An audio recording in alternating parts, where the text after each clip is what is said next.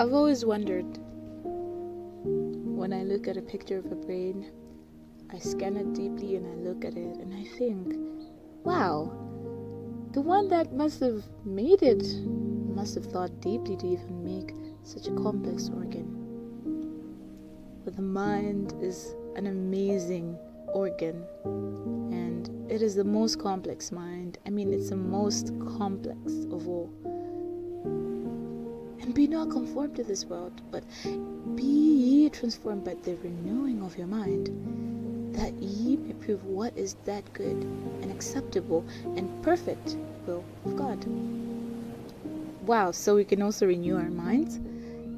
There's no limits when it comes to our minds, especially when we submit our hearts to Jesus. There's so many influences that the devil has used, our diets, our social media, and many other agents to limit our rational thinking nature to an irrational thinking state. But the heart that obeys the law of God, obeys his laws that he has placed, will access to these noble brain powers. God has given us all an amazing brain. Wow. Yeah, he has. Do not limit it because of the insensitiveness of the savage world we live in. God is an infinite God. He gave us an infinite mind so that we can comprehend his character. Get in a relationship with him, and you will